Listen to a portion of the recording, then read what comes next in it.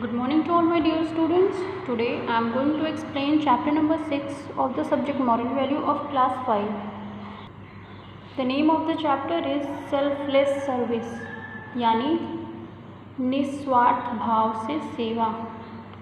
You have to underline the hard words which I have underlined in this chapter. God has bestowed us with many blessings, beautiful nature, loving and caring parents, friends, elders, teachers etcetera.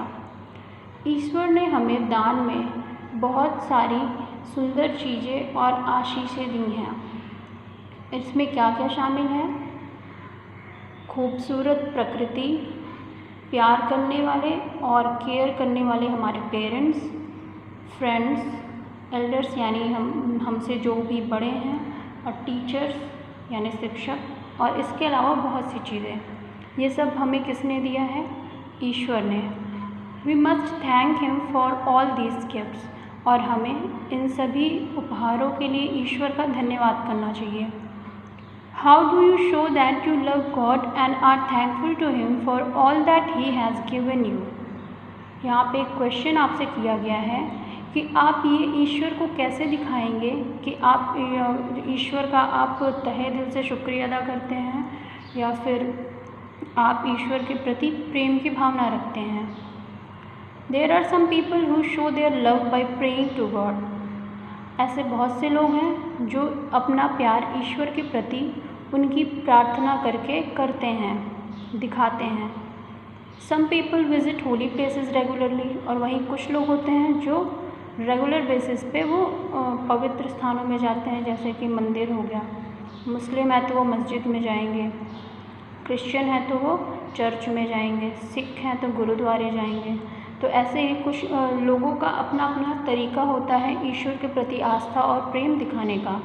But the best way to show him our love is to love our fellow beings. लेकिन इन सब में जो सबसे अच्छा तरीका है ईश्वर के प्रति अपना प्यार और आदर दिखाने का, वो है हमारे आसपास जो लोग रह रहे हैं उनके प्रति हम प्रेम की भावना रखें. One such person was Mother Teresa. और इसी तरीके की एक व्यक्तित्व जो थी वो मदर टेरेसा थी. She was a great soul whose heart was full of compassion for the poor and needy people. ये एक बहुत ही महान आत्मा थी जिनका हृदय जो है वो दया से भरा हुआ था गरीबों और ज़रूरतमंद लोगों के प्रति.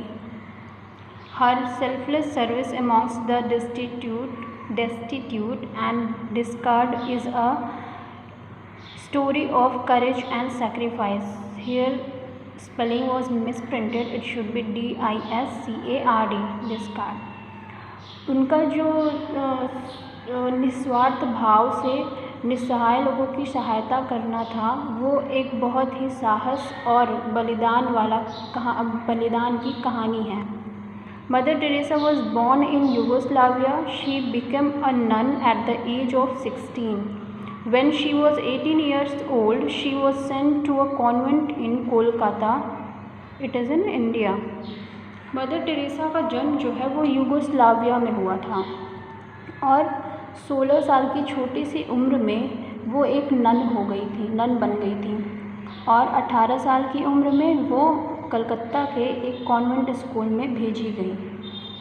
16 साल की एज आज के टाइम पे देख लें तो खेलने कूदने की उम्र है 16 साल. लेकिन उस छोटी सी एज में उन्होंने समाज के एक बड़े दायित्व को उठाने के बारे में सोचा, समाज में कुछ अच्छा करने के बारे में सोचा. Her convent was near a slum colony called Moti Jheel. उनका जो कॉन्वेंट था वो एक स्लम कॉलोनी, स्लम यानी ऐसा एरिया, मलिन बस्ती हम कह सकते हैं, जहाँ पे लोग छोटे छोटे झुग्गी झोपड़ियों में रहते हैं, उसके पास था, जिसका नाम था Moti Jheel. She noticed that the children of that area were poor, ill fed and सिकली.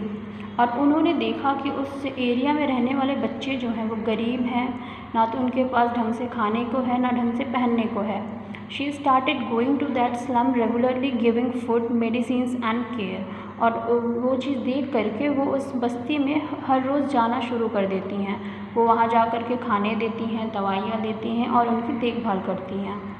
Seeing the misery and poverty of that slums, she decided to start a separate institution of dedicated workers who would help her to serve humanity. और उनकी दयनीय स्थिति और गरीबी को देख करके उन्होंने यह निश्चय किया कि वो इन लोगों के लिए एक अलग से संस्थान बनाएंगी जहाँ पे लोग सिर्फ़ और सिर्फ पूरी तरीके से इनकी मदद करने के लिए और इंसानियत की सेवा करने के लिए डेडिकेटेड होंगे। She called this institution the missionaries of charity, और उन्होंने अपनी इस संस्था को मिशनरीज़ ऑफ चैरिटी नाम दिया।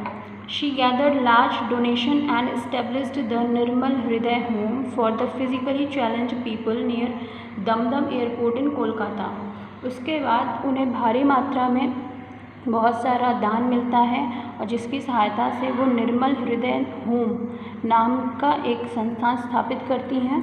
और ये जो इंस्टीट्यूशन होता है ये फ़िज़िकली चैलेंज लोगों के लिए जो होता है, फ़िज़िकली चैलेंज यानी जो हैंडीकैप्ड हैं, फिज़िकली किसी भी तरीके से वो हैंडीकैप्ड हो, या जैसे कि किसी को पैर में कोई दिक्कत है, हाथ में कोई दिक्कत है, कोई मानसिक रूप से पिछड़ा हुआ है, तो कोई मेंटली रिटार्डेड है, तो ऐसे लोगों के लिए उन्होंने एक इंस्टीट्यूशन बनाया। और वो कहाँ पे था? वो दमदम एयरपोर्ट कोलकाता के पास था। She brought cheer into the lives of poor children. She used to say, all life is sacred, all are the God's children and have the right to get love and care. फिर वो इस तरीके से लोगों के, गरीब बच्चों की ज़िंदगी में खुशी लाती हैं और वो कहती हैं कि सभी जितनी भी ज़िंदगियां हैं वो सभी पवित्र हैं और हम सब और ये जो गरीब बच्चे ये सब भी ईश्वर की संतान हैं और सबको बराबर प्यार और देखभाल पाने का अधिकार है। Mother Teresa started her work with 4 sisters. उन्होंने 4 अपने सहयोगियों के साथ ये काम शुरू किया। And today more than 2000 sisters belonging to her order take care of the needy in orphanage and dispensaries and schools. और आज के समय में 2000 से भी ज़्यादा सिस्टर्स जो हैं वो इनके इस काम को आगे बढ़ा रही हैं। कहाँ पे? ऑर्फनेज और डिस्पेंसरीज स्कूल्स में, यानी कि अनाथालय, डिस्पेंसरीज यानी जहाँ पे दवाइयाँ मिलती हैं, और विद्यालयों में। Mother Teresa was awarded the Nobel Peace Prize in 1979। इनको 1979 में नोबल पीस प्राइज़ दिया गया। नोबल पीस प्राइज़ जो है वो नॉर्वे के द्वारा दिया जाता है, नॉर्वे कंट्री है एक, वहाँ पे ये दिया जाता है। शी वॉज ऑल्सो, और मैं नोबल प्राइज़ के बारे में आपको बता दूं कि जो ये नोबल प्राइज़ है वो अल्फ्रेड नोबल के नाम पे दिया जाता है जिन्होंने डायनामाइट की खोज की थी। She was also awarded the Bharat Ratna award, the highest national award of India, और इन्हें भारत रत्न अवार्ड से भी सम्मानित किया गया था जो कि भारत का सर्वोच्च सम्मान है। हर life is an example of the new generation, और उनकी जो ज़िंदगी थी वो आज की नई पीढ़ी के लिए एक उदाहरण है। So we must also try to follow her footsteps and help the physically challenged and needy people. और इसलिए हमें उनके दिखाए गए मार्ग को फॉलो करना चाहिए और जो फिज़िकली चैलेंज पीपल हैं, यानी जो किसी भी तरीके से असहाय हैं या फिर ज़रूरतमंद हैं, हमें उनकी सहायता करनी चाहिए। You give but little when you give away your possession. It is when you give of yourself in the service of others that you truly give. देखा जाए तो देने का मतलब सिर्फ धन या संपत्ति नहीं होती है। देने का मतलब है हम अपनी सेवाएं किसी को कैसे दे सकते हैं, और वो सबसे बड़ी चीज़ होती है। अगर हम किसी को अपनी सेवा दे रहे हैं और किसी की सहायता कर रहे हैं तो शायद उससे बढ़ कर के और उससे अच्छी बात और कुछ नहीं हो सकती है। So this was a small chapter. Now we will do the exercises of this chapter. Take the correct answer. Number 1. Mother Teresa was born in Yugoslavia. Number 2.